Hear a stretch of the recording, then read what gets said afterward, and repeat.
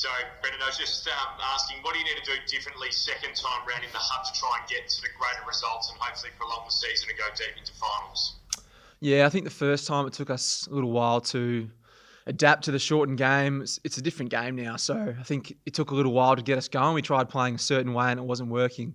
But by the end of it, we sort of felt like we got it figured out a little bit and carried that form for the last 8 games. So I think we're better prepared going into it, having already done one, but also adjusting to the game. In terms of a rest, obviously this is the start of the 5 games in 19 days. How's your body holding up? And do you know, or what's the instructions from Simo and I guess the sports scientists in terms of resting? Do you have a plan on that yet? Yeah, personally, I feel really good. Body's probably pulling up better than it ever has, to be honest. But in terms of instructions from the S&C staff, it's all about recovery. So obviously we got 4 days 3 days now till we play Richmond. So it's all about recovery. Not going to focus too much on getting, running in the legs during the week. It's going to be about reviewing, moving on to the next team and just getting the body feeling as good as possible. So that's the instruction coming from above and that's what we'll do as players. Does this shorter condensed format help you? I mean, you've now played 11 games, which is the most you've played in one season. You sort of seem as though you're getting continuity in your football. How much is that helping because you're kicking goals at the right time as well in games? Yeah, definitely. Personally, on a personal level, it's really good to be able to string some games together. But as a team, I think the majority of teams in the comp have done this crunch, and some have been really successful. So we'll try and copy that mold a bit. And yeah, I'm sure the boys, we're a pretty professional team, so we'll take care of our bodies and we'll be fine to go. So looking forward to it. Brendon Mitchell from the West Australian, you've said before, and Simo said yesterday, you've changed the way you're playing since then in the last 8 weeks. Can you give us a bit more detail as to about what that is? Yeah, it was probably more sort of waiting for the game to open up, which you can't really do in shortened quarters because before you know it, once you get control of the game, the quarter's almost done. So for us, it was just more about really just trying to have an attacking mindset and taking the game on as much as possible within the boundaries of team rules. So yeah, it took us a while to sort of get that going, playing our old way, but I think we've adjusted to a new style that suits us really well, and it's obviously been successful so far. And now you're heading back to Queensland, how much of it is an attitude change as well at times? And have you looked at other clubs like Geelong who have played compressed fixtures in different states and try to model yourself off the way they've gone about it? Yeah, definitely. I think as footy players, we're almost probably just going to get into the groove. Like before you know it, you'll be playing and then you'll have 1 or 2 days to recover. And then you're thinking about the next team, doing your preview for the game. So I reckon we'll just get into a groove, and I reckon it'll be pretty enjoyable, to be honest. You won't have to worry too much about training and flogging yourself on the track. It'll be all about getting yourself nice and recovered and getting ready to play another game. So I think as a group, we're pretty excited to get over there and just get into it and smash out the games we have to do. Also, I suppose one thing that reared its head with young Doco Michael Frederick was the racism again, and it was disappointing to see in the Doug Nicholls round. From your perspective, how is that impacting? Have you had any experiences with it, and how is it impacting the game at the moment? Because it seems to be a real blight on it. Yeah, well, obviously we've had a bit of experience with Liam and a few other boys throughout the AFL, and I guess it's just a good reminder of how far we still have to go with that sort of stuff in this country. So I think Sir Doug Nicholls round is the best round of the year, and obviously the lead up to it and the spectacle that gets put on the weekend's amazing. But I think it just highlights, sort of how far we've come. You look back at what Sir Doug Nicholls had to go through, and even Nicky Winmar and Adam Goods of recent years, but you still see stuff around today, and we've got a long way to go. But I think this, rounds like this and Indigenous round every year is a perfect reminder of where we're at, and at least we can start that conversation. A lot of people still have a lot of education to undertake, and as AFL role models, we're happy to take a stand against it. Brendon, you had a great game.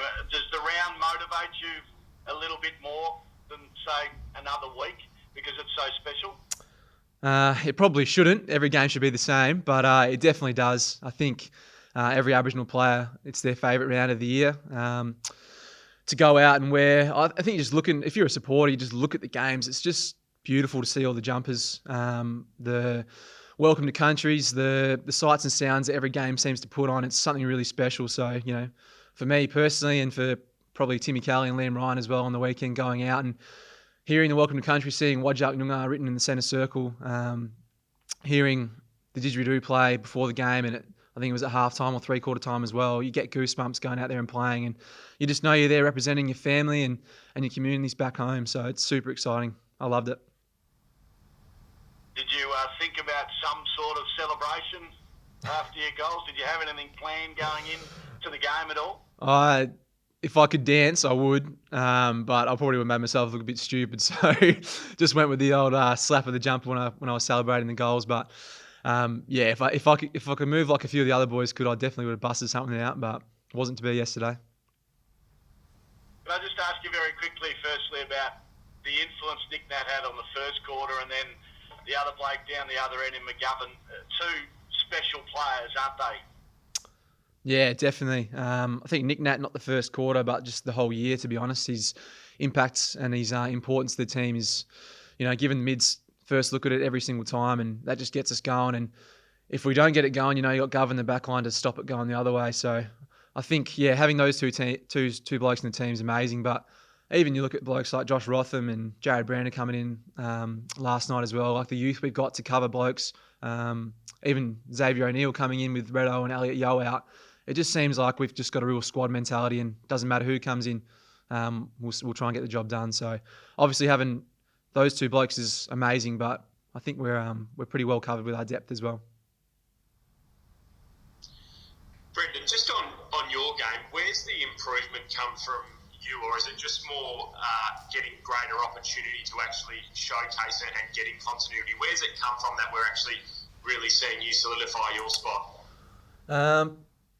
Yeah, I think it's come from clarity, just having a clear role, just making it super simple. In the past, I've been a midfielder.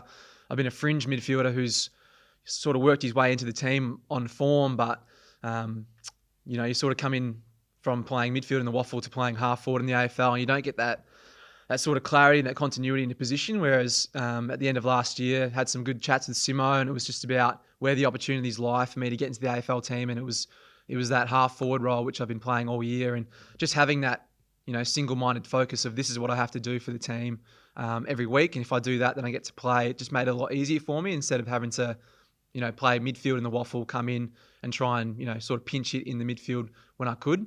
So it definitely makes it a lot easier just having that clarity, and I think it's gone a long way for me this season. Potentially getting around 18 games here in Perth, or potentially a home final, how big would that be for the team, and what's the difference you get from that home ground advantage? Because it seems as though it's one of the biggest and best in the comp. Yeah, completely agree. Even though I think it was 27,000 last night, it felt like it was a full house. So that's massive in terms of getting us across the line, especially in tight games, which finals are probably going to be. So yeah, any opportunity we get to play at Optus is amazing. But having said that, if it doesn't go that way, it's not going to stop us from going out and doing what we do. So if we get the opportunity to come back home and play, that'd be great to sort of break up the hub as well. But yeah, it's not going to phase us too much, mate. We'll just carry on with whatever we have to do. Brendon, how much does last time's experience in the hub and those losses that you sustained motivate you now going back into it again? Do you just want to show that it sort of wasn't that experience and it was just a bad time for you guys? Yeah, well, obviously having 5 weeks there is going to go a long way in preparing us for this next trip. But yeah, I think it's just going to be 5 games left. I think there is maybe 6. Every game's important, and if we want to get potentially those home finals, then it's important we win every game. But that's sort of looking a bit too far ahead. So it's going to be just play every game as it comes, and those experiences from last time, we've learned a lot, obviously. Judging by our form over the last couple of weeks has been really, really good. So we'll carry that form in, carry what we know from being there last time, and hopefully it puts us in good stead. You've only played Richmond twice in the last 2 years, despite being probably the two best teams for that long period of time. Are you looking forward to, as a group, challenging yourself against the other team that's won the flag in the last few years? Yeah, definitely. We're all super excited. Obviously, probably the best team over the last 2 or 3 years is Richmond, and we're getting him off a 4-day break, so the challenge couldn't be higher. So we're really looking forward to it. It's going to be a great test of where we're at. I think every game this season so far has been pretty hard.